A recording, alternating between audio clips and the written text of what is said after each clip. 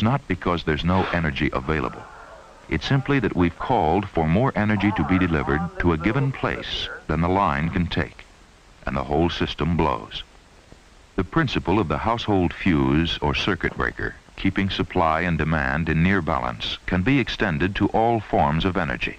All, in effect, have circuit breakers. And when the demand grows greater than the immediate supply, the circuits break. Attention all passengers. Flight 307 is canceled until further notice.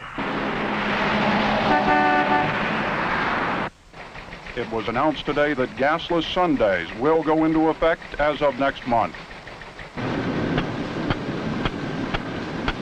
And when several circuits break at the same time, we have an energy crisis.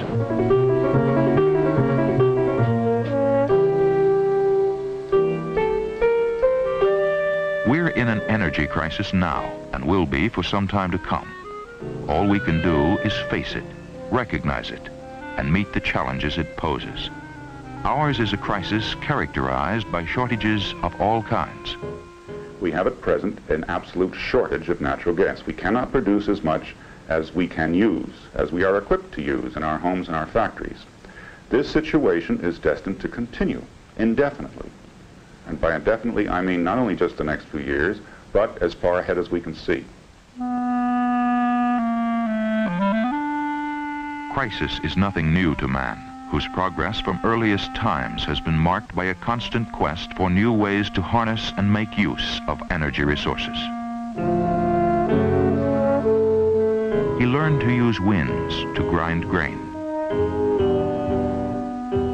Burning wood provided him with heat. With the coming of steam engines, wood would become the source of fuel to push ships and trains across the face of the earth.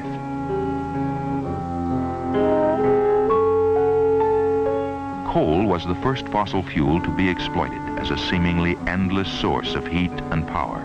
We tunneled deep into the earth to dig it out.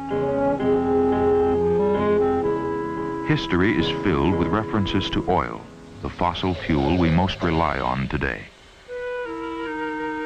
As far back as 300 BC, the Chinese drilled 3,000 feet for oil, using bamboo tubes and bronze bits.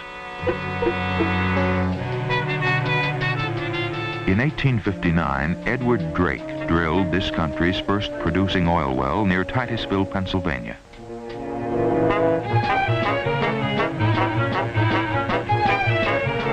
The coming of oil triggered a rush to likely-looking spots as prospectors set out to claim quick and easy riches. Spindletop in East Texas, the Seminole fields of Oklahoma.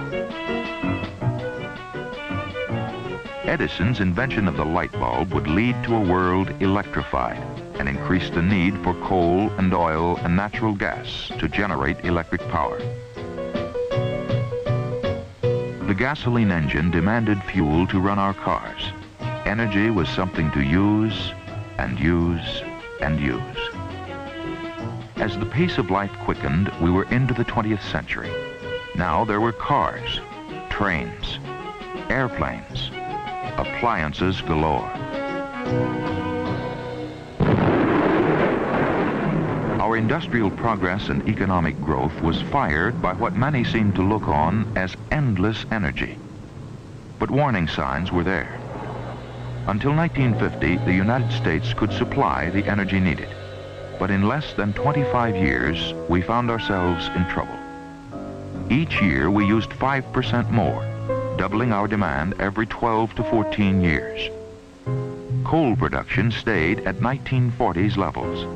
Crude oil production dropped. In 1968, natural gas consumption began exceeding new discoveries. Oil companies during this period were encouraged to get oil and gas from other countries. By 1970, we imported 1/3 of our oil and gas, relying on others to meet new needs. Then in 1973, the big Middle East producers cut off oil shipments to major consuming countries. When the embargo was lifted, the price of foreign oil had jumped from $3 to $12 a barrel, 4 times higher than before. More than $20 billion left the United States. No one was spared its impact. Well, just looking at my bills, I'm getting upset. Paying more for electricity every month. And the gasoline is going up. And I'm used to being able to go when I want to, but suddenly I think I'm going to have to start curbing my habits. My family and I have tended to conserve energy, both in limiting the use of our cars, plus cut back on the heat in the home, less use of the air conditioner, and in general a conservation ethics has come across our house. What I've seen of people, most of them are pretty selfish. It's all right to let somebody else do it, but when it comes right down to home, why, they just want to go along the same old way. Although some went on in the same old way, eventually the Middle East embargo would be felt by all of us. 1 out of every 7 gallons of oil we'd been using to power our homes, our cars, our businesses, and our schools just wasn't there anymore. At the height of the embargo, 500,000 people were thrown out of work. Products we manufactured and sold dropped from $10 to $20 billion in value. We were caught by surprise with a crisis that could recur and recur unless the entire country recognized the dangers of a quite real energy shortage. And out of the embargo was born Project Independence, a launching pad from which would evolve this country's first national energy policy. We must be able to cope with future emergencies. We must immediately fully use our traditional energy sources. We must develop new sources. We must manage better the present demands placed on energy. We must conserve. The first 3 goals are largely the job of government and industry. The 4th, conservation, is up to all of us. The blueprint was designed to make the United States energy self-sufficient by 1985.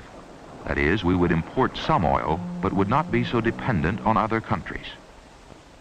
To meet this challenge, we must change our energy habits. We must end our love affair with the big car and use buses and commuter trains. Only passengers with Metroliner tickets may board the Metroliner. We must walk or use bikes rather than drive. We must pay more attention to energy used in the home, to guarantee that cool air is kept in the summer, warm air in the winter months. When lights aren't needed, they should be turned out. But cutbacks by individuals are not enough to prevent future shortages. Converting raw materials into energy uses up a tremendous amount of energy itself. So do manufacturing and heavy industrial plants. We must save fuel there, too. Here at the San Leandro plant, we have reduced our energy consumption 25%. We've achieved this primarily by being smart about when we turn lights off and on, and making sure that our equipment is running in the most efficient manner, and turning our thermostats down. And when you look at it, you wonder why you didn't do this before, but I'm sure it'll be carried forward in the future, and new and better ways to conserve energy will be thought of. Waste material can be used as a source of energy.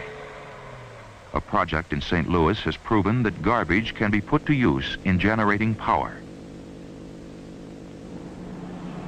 Used fuel that once we paid others to haul away is being recycled. Manufacturers of basic products can now collect, crush, compact, and recycle metal containers once considered fit only for the garbage heap. This can result in as much as a 95% savings in energy over what it would cost to start with raw materials. Our savings year to date are well in excess of $1 million in plain hard cash. So we're convinced that an energy conservation, in addition to saving energy and conserving short fuel supplies, is just plain good business sense. For all these first steps taken in conserving energy, real conservation means planning by all of us for most efficient use of energy in the future. Real conservation means planning our office buildings, industrial complexes, and homes to take advantage of natural light, natural heat, natural coolness, natural ventilation. Real conservation means that while striving to achieve the most efficient car and truck engine, we must limit our driving now to what is absolutely necessary. The fact remains that conservation alone will not give us the energy needed to permit our country to prosper at its present level. This brings us to the second goal, to develop our oil, coal, and gas.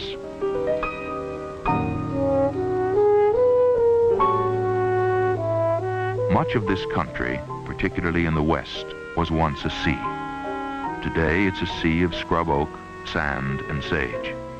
And beneath its surface lie rich pools of oil and beds of coal, enough, some say, to answer our needs for centuries.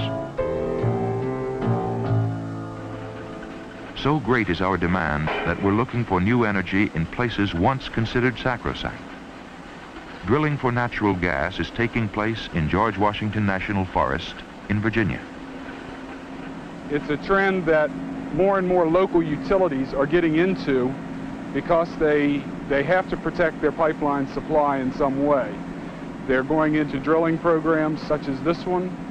They're building synthetic gas plants, importing liquefied natural gas, because for at least the foreseeable future, we don't anticipate any major increase in the pipeline quantity of gas available to us. But as many wells as may be drilled, the prospect of big strikes on this continent appear remote. While the average well in the Middle East produces 5,000 barrels of oil a day, the best producing wells in the United States provide far less. And proven reserves in the lower 48 states grow smaller every year. Though exploration has been stepped up, production continues to lag. The search goes on elsewhere. We're tapping huge reserves within the Arctic Circle on the north slope of Alaska. Some geologists claim that the world's greatest fossil fuel resources lie beneath ocean waters, in the North Sea, off Indonesia, in the Gulf of Mexico, off the eastern seaboard. But underwater drilling is expensive and risky. Floating platforms are towed out to sea and anchored. Drilling rigs are assembled on them at great cost, and bits are sent 9,000 to 10,000 feet and more deep into the ocean floor.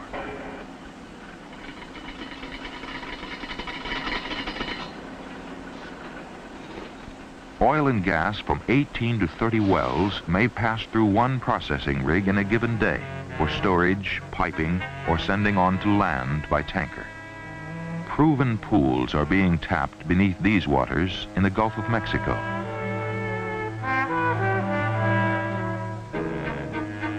Natural gas from land as well as ocean-based wells is compressed and piped by booster stations across the country from storage facilities mostly based in Louisiana and Texas. But more gas fields must be found and developed if we're to meet our growing needs.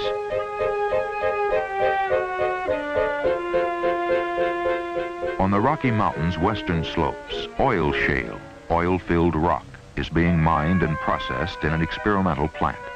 Though it's now expensive to get crude oil out of the rock, it could someday answer a good portion of our oil needs. In terms of the reserves available in Colorado, Utah, and Wyoming, they are very large. The high-quality mineable reserves that might be produced in the foreseeable future are also very large. This could be in the range of 5 to 10% of our total liquid fuel requirement.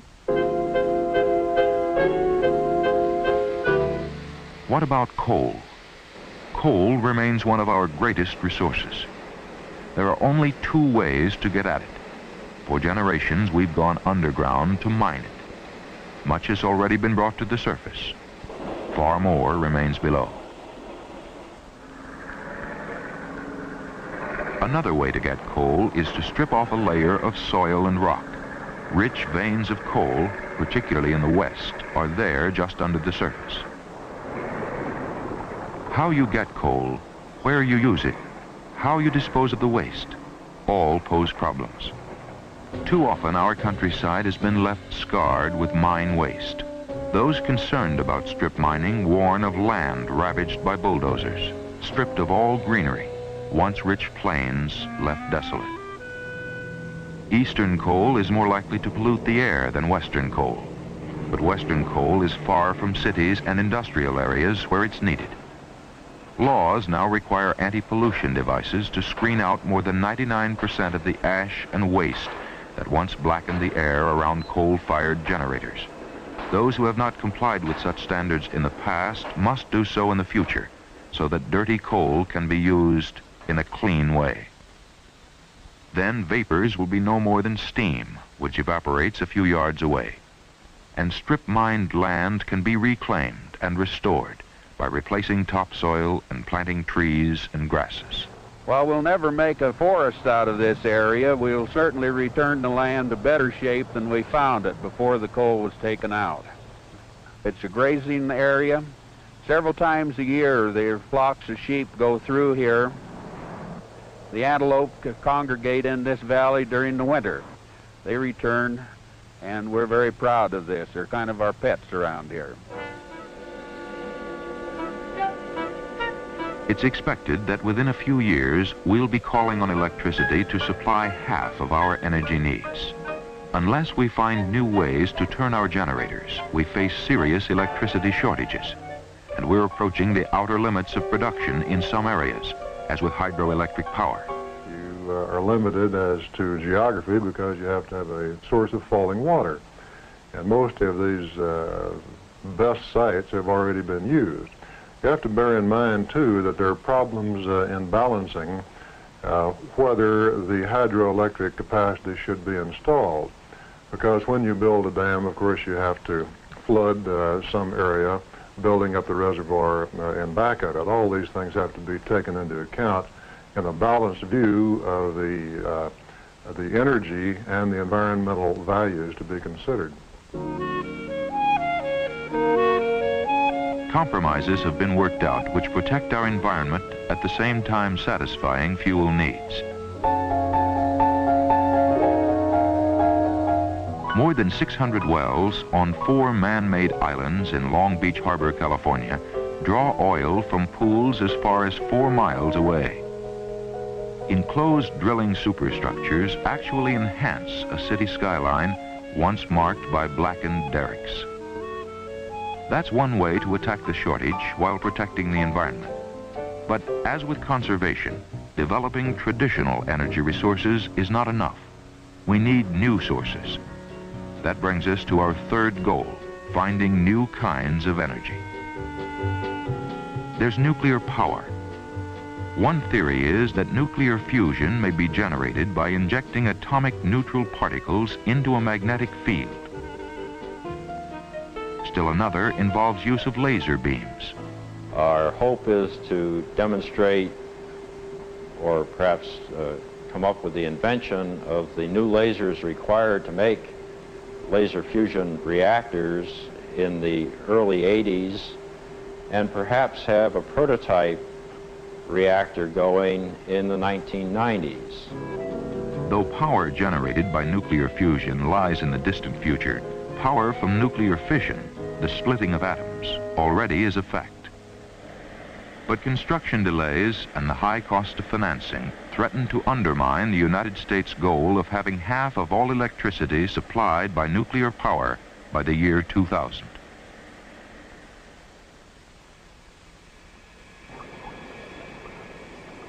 Another proven source for energy is geothermal power, heat beneath the surface of the earth. Commercially feasible plants for generating electricity are already operating at the geysers near San Francisco. We hope that by the year 2000, we are hopeful that we are going to be able to get on the line maybe as much as 75,000 megawatts. Or, again, with the current rate of consumption, that would supply the needs of 75 million people. This area is an ideal source to tap for power, but only 4 such fields have yet been found. This one in California, one in Italy, one in Iceland, and one in New Zealand.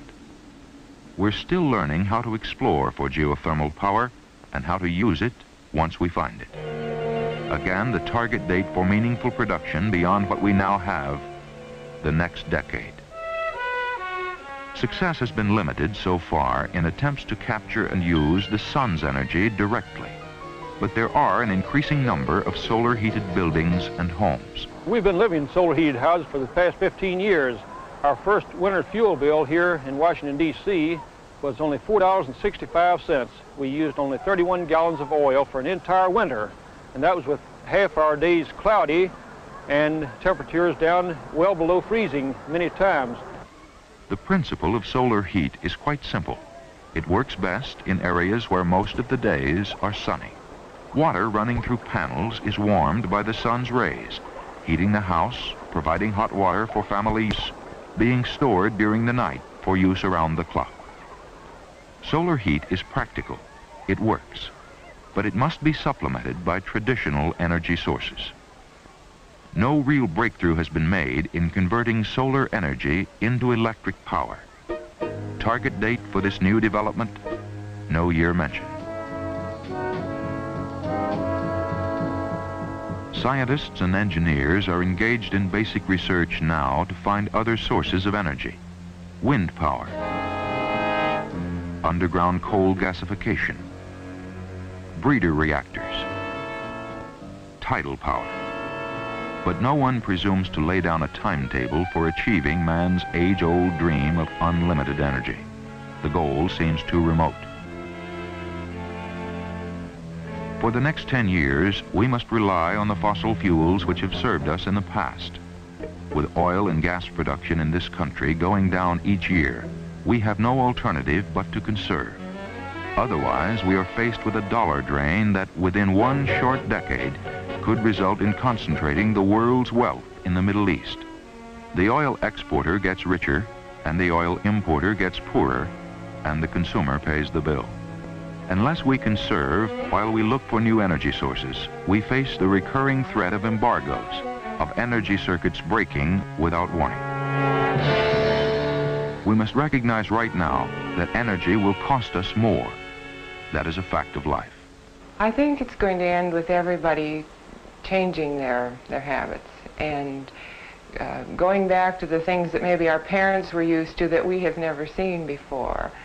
Just start working now, otherwise we won't have time. We're going to be out of oil within a few years. People say, well, it's not going to run out in our time, but we have to think of our kids and our kids' kids and how they're going to have to put up with a whole lot of stuff just because we're not careful.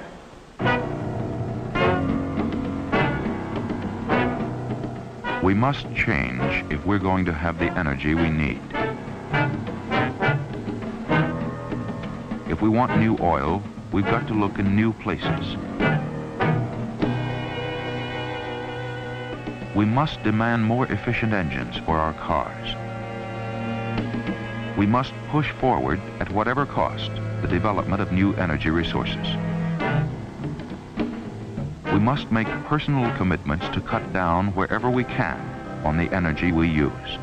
Only this can keep the total energy circuit from breaking disastrously for all of us. The energy is here, within this universe, on this planet. It's a challenge facing each of us in all lands, to explore, to find, to develop, and to use wisely, not wastefully, the energy that's here. If we meet this challenge, it will be for the good of all mankind on Earth.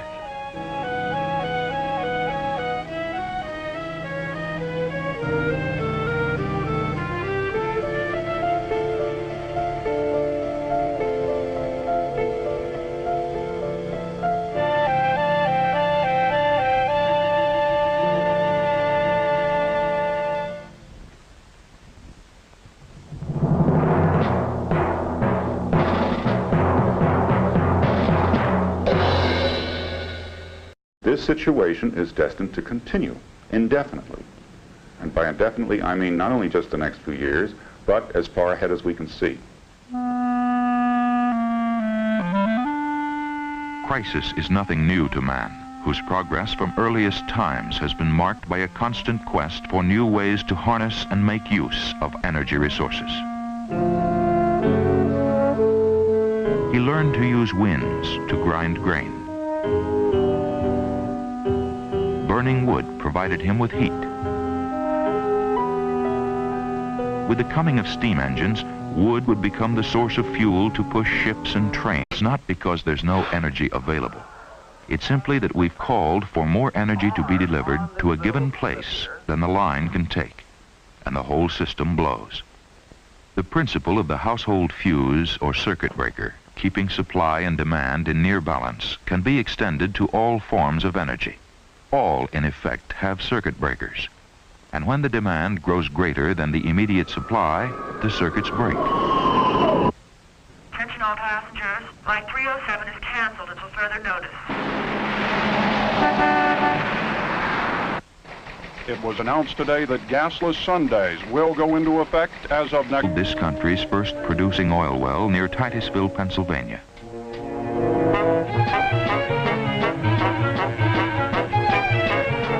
The coming of oil triggered a rush to likely-looking spots as prospectors set out to claim quick and easy riches. Spindletop in East Texas, the Seminole Fields of Oklahoma. Edison's invention of the light bulb would lead to a world electrified and increase the need for coal and oil and natural gas to generate electric power. The gasoline engine demanded fuel to run our cars. Month. And when several circuits break at the same time, we have an energy crisis.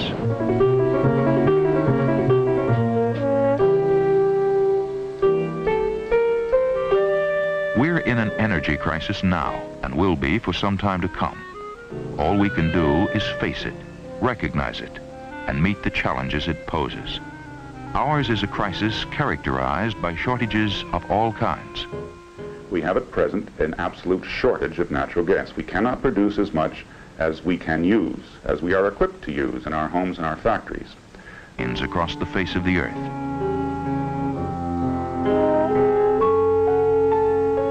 Coal was the first fossil fuel to be exploited as a seemingly endless source of heat and power. We tunneled deep into the earth to dig it out. History is filled with references to oil, the fossil fuel we most rely on today. As far back as 300 BC, the Chinese drilled 3,000 feet for oil, using bamboo tubes and bronze bits. In 1859, Edward Drake drilled